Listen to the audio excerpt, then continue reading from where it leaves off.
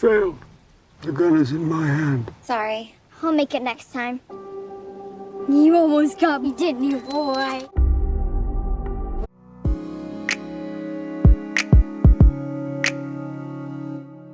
Hello, Rodo, Fede. How are you? All good. Nice to see you again. I saw you guys yesterday, and then I also saw you guys years ago for the first movie. So thank you so much. So yes, I want to talk about the main person of the movie that is not the blind man, is Madelyn. Oh my God, how did you guys find her? Madelyn Grace.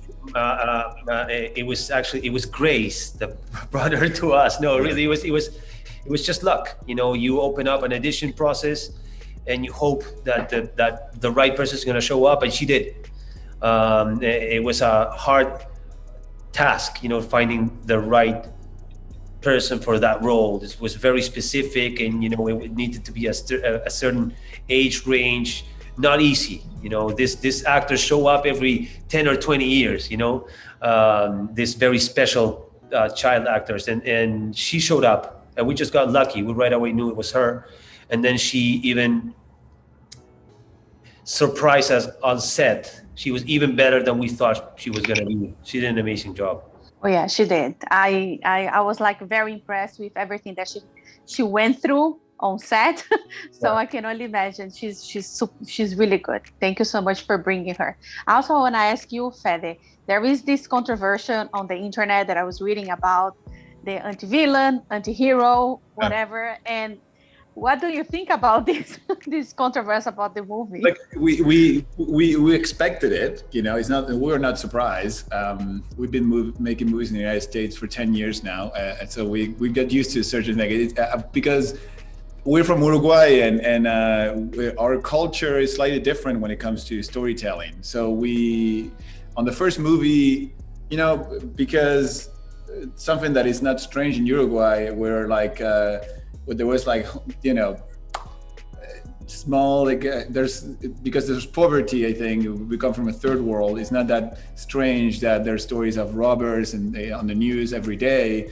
And but also we know that those people came from like very poor backgrounds. They didn't become robbers because they chose that as a career. They just had no choice. Society put them in the place where that's what they had to do to survive, and they do it. So we decided to make them the protagonists in our first movie. And I remember Don't Breed. And I remember there was a lot of backlash back then as well, because it's like, how dare you put robbers? I don't care about them. Like, they're not human beings or something. And we were quite shocked at the time that they wouldn't see the humanity in them, or they wouldn't see. I mean, not everybody. There's a part of the auction. So there was some controversy about that. It really rooted in our culture that we believe that we should tell stories about all sorts of characters.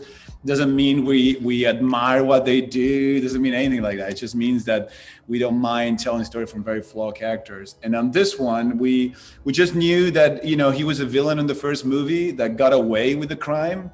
You know, he really got away with a terrible crime. So we thought, if we're gonna make a next story, we should tell a story about, you know, how does life goes on for a character that got away with such crimes, and does he sleep at night? Does he have any remorse?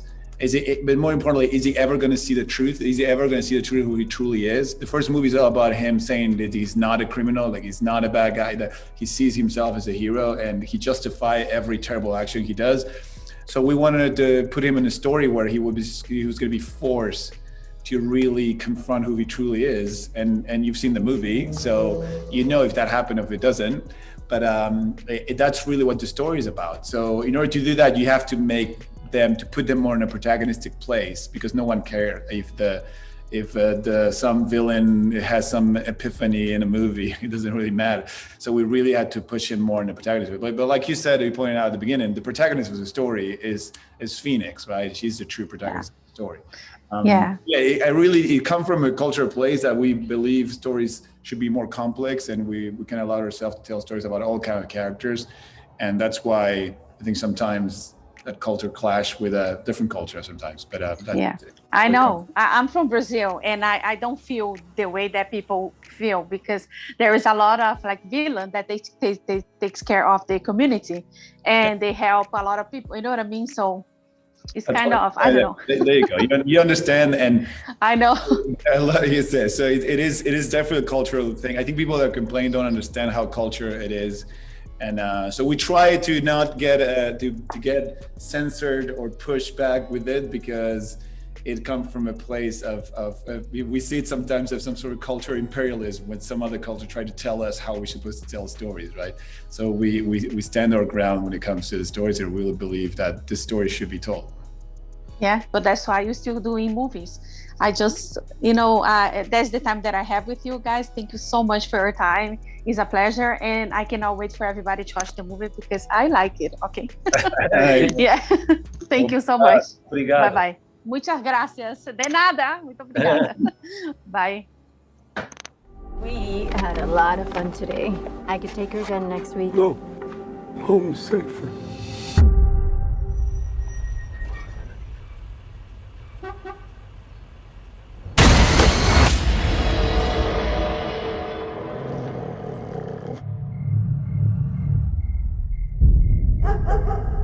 Shadow!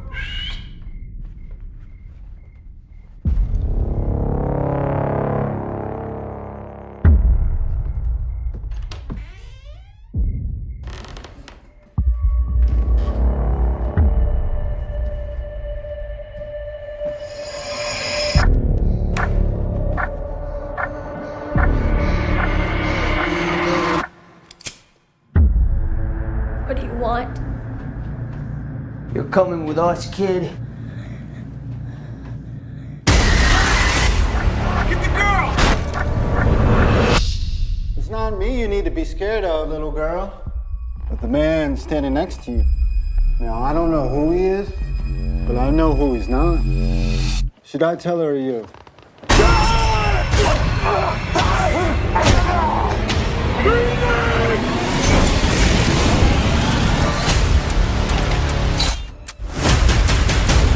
He's gonna come for me. Now, you're gonna see what I see.